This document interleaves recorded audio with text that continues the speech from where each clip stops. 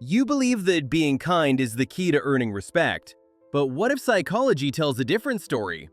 There are common, seemingly nice behaviors that are actively teaching people to disrespect you, often without you ever realizing it. These are not just innocent habits, they are psychological traps that can place you at the very bottom of any social dynamic. Today, we will uncover 5 specific acts of kindness that secretly erode the respect others have for you, and more importantly, what you can do instead to command the respect you deserve. Let's begin with a habit that many of us think is just being polite: over-apologizing for perfectly normal requests. This is the tendency to say sorry before expressing a basic need or making a reasonable request. Think about how often you hear or say phrases like, "Sorry to bother you," or "Sorry to ask this, but could you?" While these apologies seem harmless and considerate on the surface, they are actually doing significant damage. They send a subconscious signal that primes others to view your needs not as legitimate, but as impositions. Day after day, you might be training the people around you to treat you like a subordinate without even being aware of it. A study in a workplace environment revealed a startling statistic. Individuals who began their request with an apology were 43% less likely to have their needs met promptly. Furthermore, they were interrupted on average 2.7 times more often in later conversations. When you apologize for having needs, you aren't being considerate. You are signaling that your needs are a burden and that you feel you don't deserve space or attention. You are literally teaching others to see your basic requirements as annoying interruptions. The powerful alternative is to state your needs directly and politely without undermining your own standing with unnecessary apologies. The second behavior often emerges from a genuine desire to be helpful, but it ends up undermining the autonomy of others. This is the act of offering unsolicited assistance, providing help that was never requested. It often involves interrupting someone's task or simply taking over their responsibilities. This shows that unrequested help is frequently perceived as a subtle power move, positioning you as the superior who is judging another person as incapable. I once observed a team member who would repeatedly jump in to help colleagues with tasks they were managing perfectly. Consider how this dynamic plays out in conflict situations, where your kindness can become a form of self-sabotage. Have you ever walked away from a conversation feeling like you've been taken advantage of, even though you are perfectly nice the entire time? The next behavior explains exactly why that happens. It's the habit of accepting poor treatment simply to keep the peace. This is a form of conflict avoidance where you tolerate disrespect, violations of your boundaries, or unfairness just to maintain a sense of harmony or to appear agreeable. You might tell yourself that you're being the bigger person by not causing trouble, but in the language of social dynamics, avoiding conflict is often interpreted as weakness, not kindness. I watched a talented professional consistently accept being interrupted during presentations and having their ideas dismissed without a single comment. 6 months later, it became routine for others to talk over them in meetings, and their valuable contributions were regularly credited to other people. When you accept poor treatment to avoid a confrontation, you are not being kind.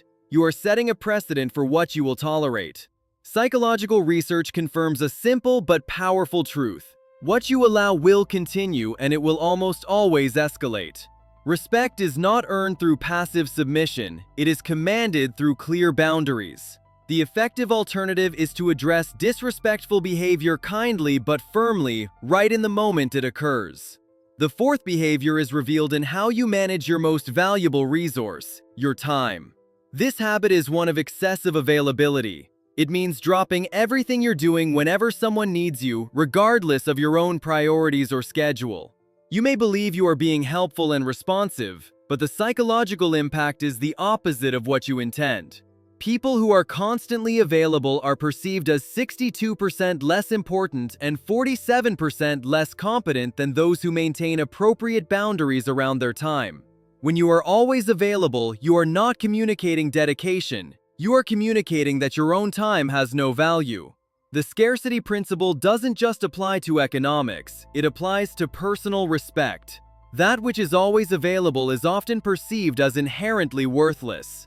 Finally, the fifth behavior often appears at the very moment you should be celebrating your success. It's the act of downplaying your own achievements. This is the reflex to diminish your accomplishments, talents, or contributions whenever they are recognized. You might say things like, "Performance review. Her manager cited this exact behavior as evidence that she lacked the confidence needed for a leadership role, despite her outstanding work." When you downplay your achievements, you are not being modest. You are actively contradicting someone else's positive assessment of you. In essence, you are telling them, "Your judgment is wrong, and I know better than you do about my own lack of value."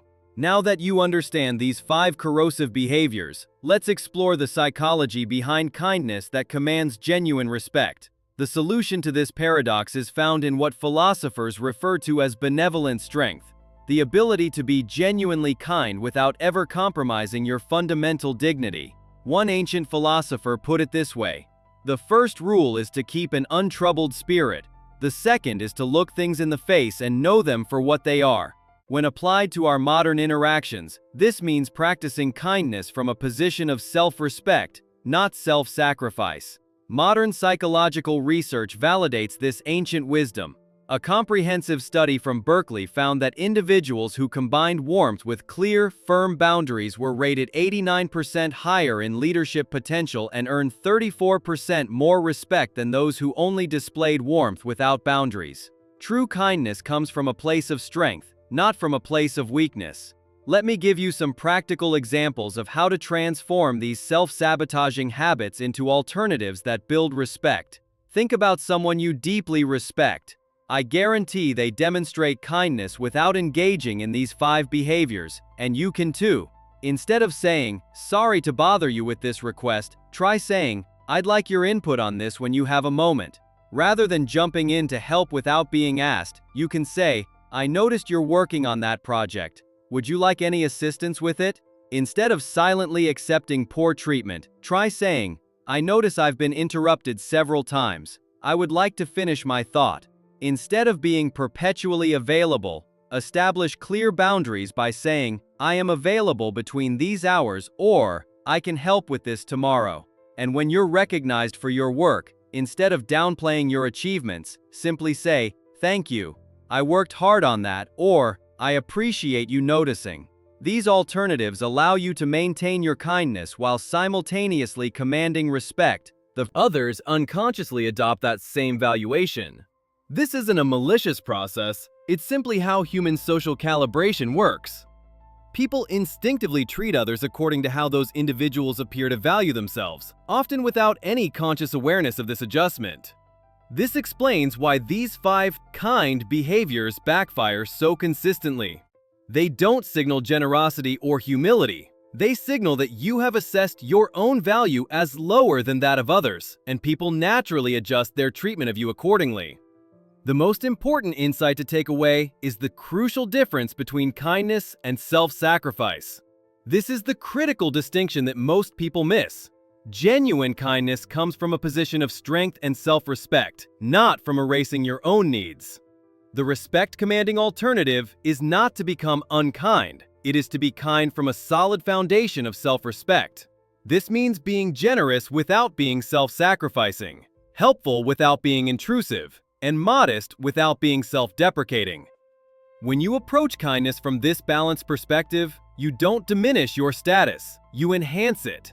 You demonstrate that rare and powerful combination of warmth and strength that naturally commands respect.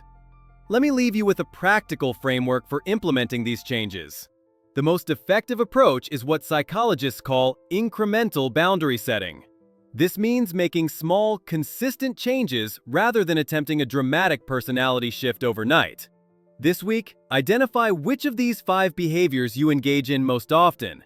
Choose just one specific alternative response and practice it consistently. Notice how people react differently to you. When you face resistance, and you will, remember that you are breaking patterns that may have existed for years. The initial discomfort is temporary, but the benefits are permanent. The key is understanding that respect and kindness are not opposing forces. They are complementary qualities that reinforce each other when they are properly balanced. True kindness isn't about making yourself smaller. It's about creating space for others while still holding your own. When you stop these 5 self-sabotaging behaviors, you don't become less kind, you become more respected. Remember, genuine respect is not earned through self-sacrifice. It's commanded through balanced kindness. Stop apologizing for your existence and start owning your value while remaining a genuinely good person.